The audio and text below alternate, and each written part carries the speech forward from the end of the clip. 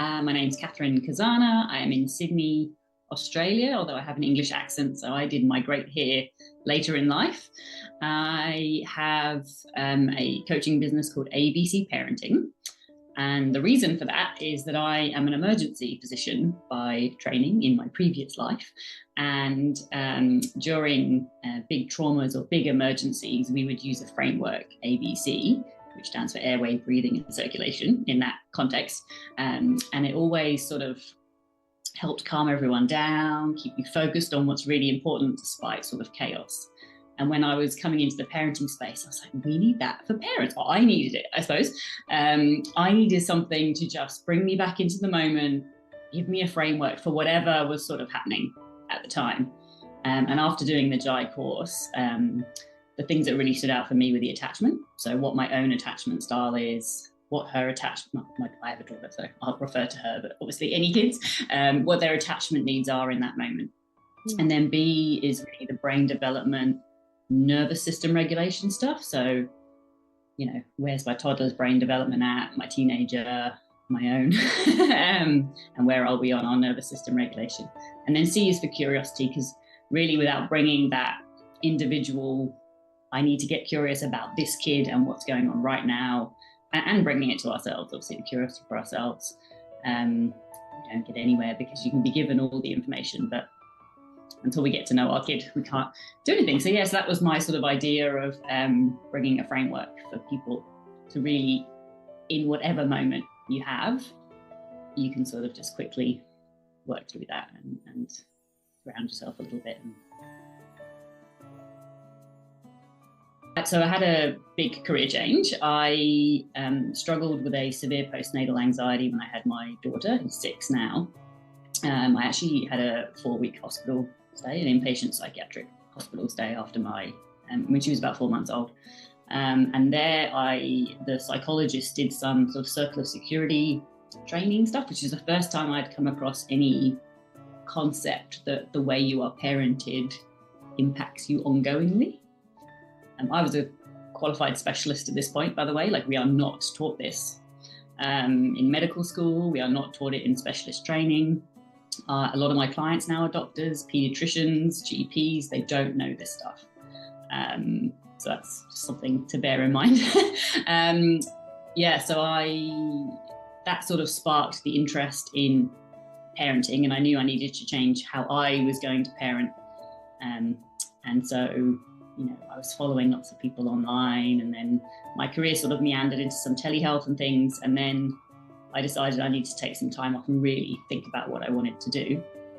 And the only way I can describe it is I kept coming back to Alita Blanchard. I don't know if you know her. She's a Jai graduate who is here in Australia, very prominent on social media. And I just kept saying, I want to be her when I grow up. I just loved what she was putting out.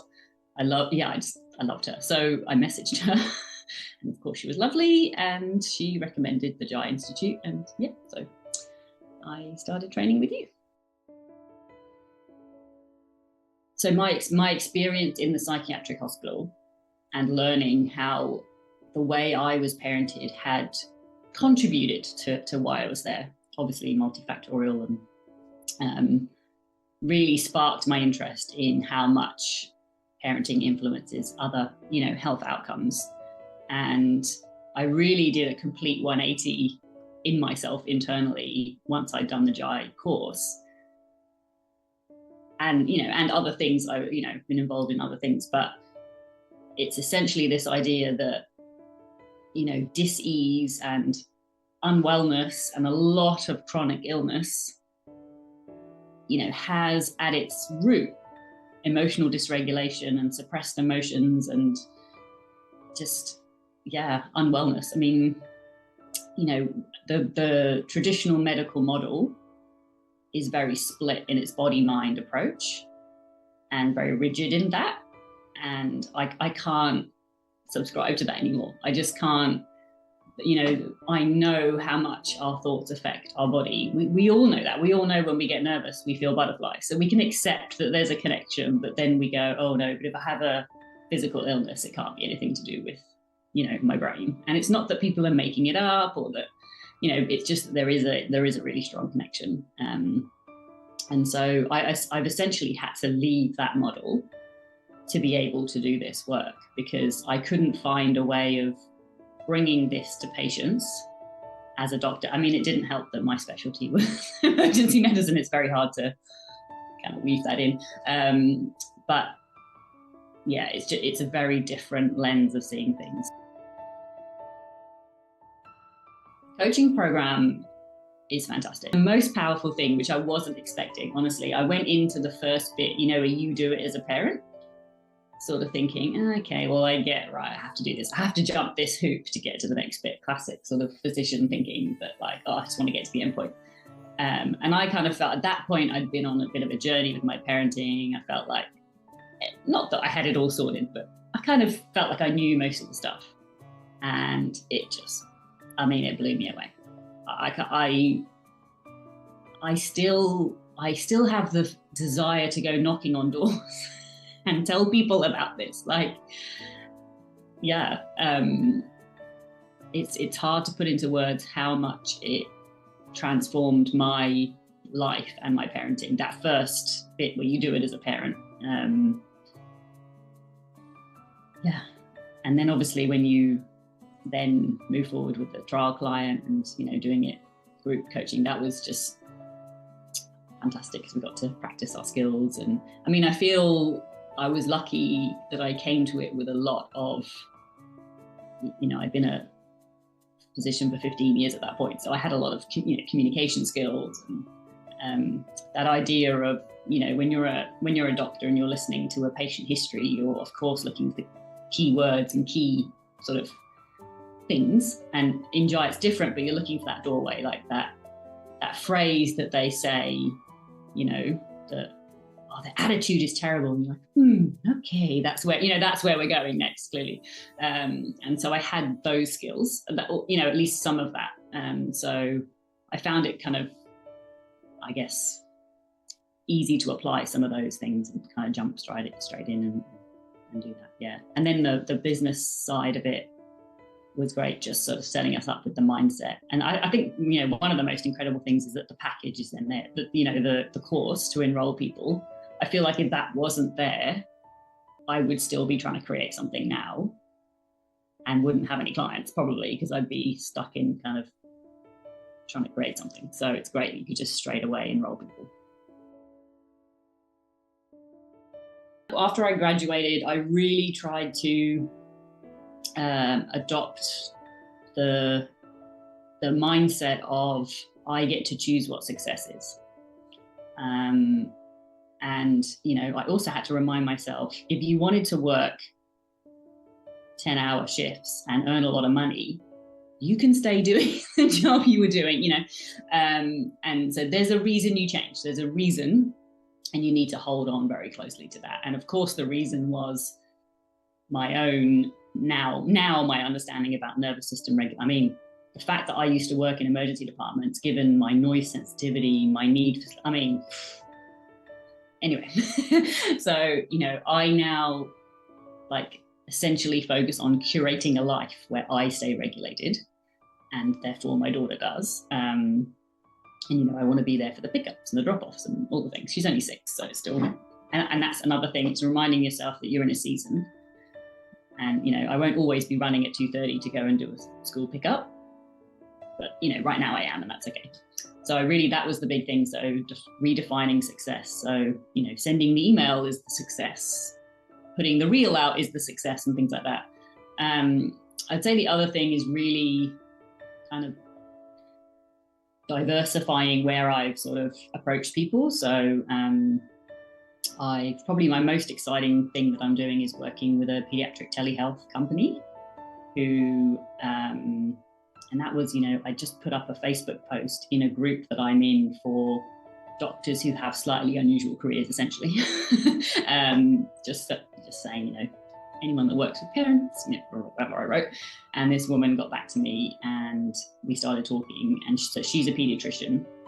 What's interesting is that she had gone through parent coaching for herself as a parent and found it incredible, and was looking for a way to bring it to patients, but she's like, I can't do it. I mean, firstly, I'm not trained, and secondly, I'm too busy dealing with whatever they've come to see a pediatrician about. So she was looking for a way of bringing it, but it's hard.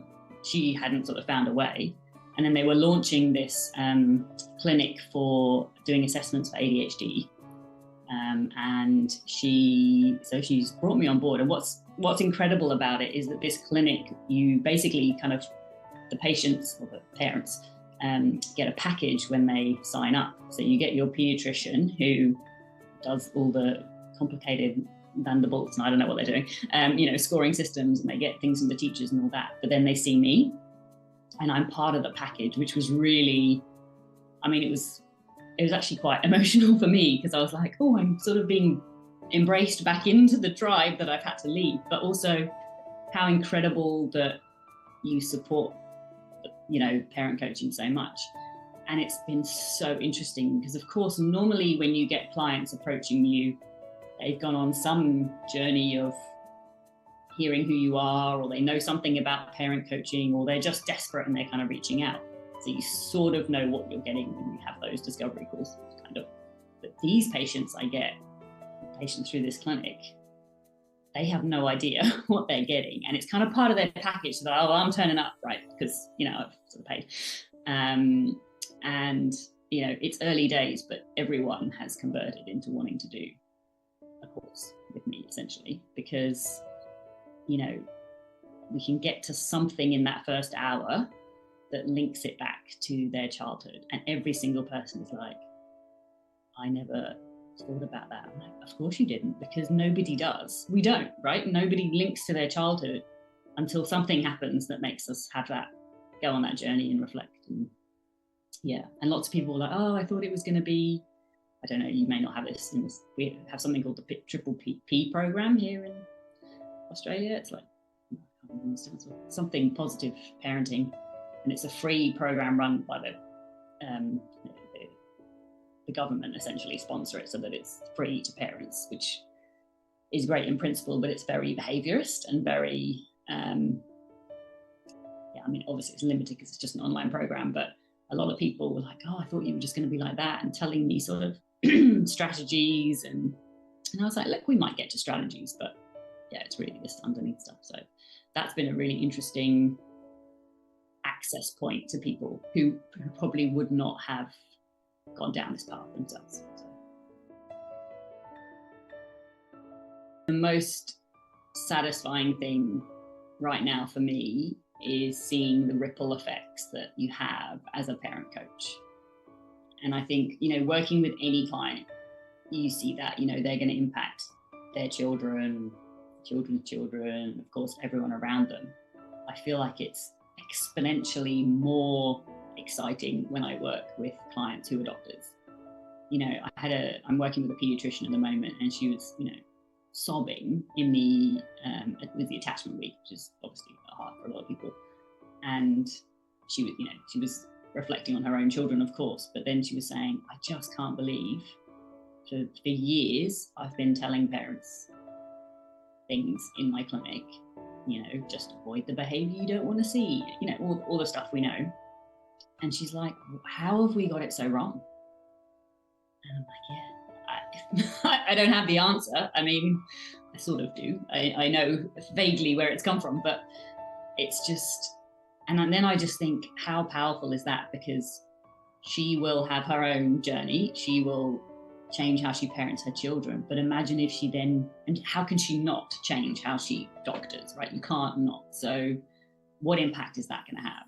And how, I'm getting tingly thinking about it. And where does that ripple stop? You don't know. So it's incredible. Like I say, I feel a bit evangelical. I've never understood, Jehovah's Witnesses or people that just come randomly knocking your doors. And I'm like, no, I kind of get it now. I could do some door knocking. I could go and yell from rooftops. I haven't. I've I don't want to get arrested, but that when something changes your life so much, you do want to share it. So it's and I think for people from the outside, they can look at someone like an emergency physician and think, well, of course your work had meaning. I mean, I went to work and saved lives. Like, how could I not have found meaning in that?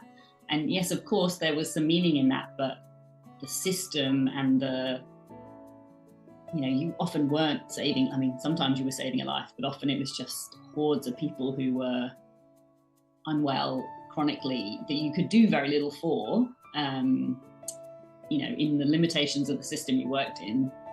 And I wasn't feeling like I was actually making a real difference to these people. I wasn't giving them what they needed. And I didn't even feel like I was giving good care, because you'd wait 6 hours to see me, and you'd see me in a corridor, and all these things that just make it impossible now, I think, from a nervous system regulation point of view. Is there anywhere worse than an emergency department for patients, never mind for doctors? But yeah, so the ripple effect. Yeah, so now I feel like this is real meaningful. What I'm doing now feels more meaningful to me than saving lives, which might seem odd to people, but it's my reality right now. Of course, when you get a new client or you get a win, it's all excitement. I'm like, oh, in 5 years I'll be touring internet. I won't be, but you can sort of dream big. And then I have to actually sit and go, but you don't want to do that. Like, you as a person don't want to fly around the world and get jet lag and leave your daughter for weeks right now. I mean, maybe in 15 years, sure, when she's, but it's actually, I have to kind of I have to stay very grounded in why I've done this. And, on the days where I don't have clients, or I'm, wishing to be full of clients, I say, is that actually what you want though? Because could you cope with 5 clients a day? No, you couldn't, and you don't actually want that. So, bit of bringing back to reality and accepting my own limits, which has been a journey.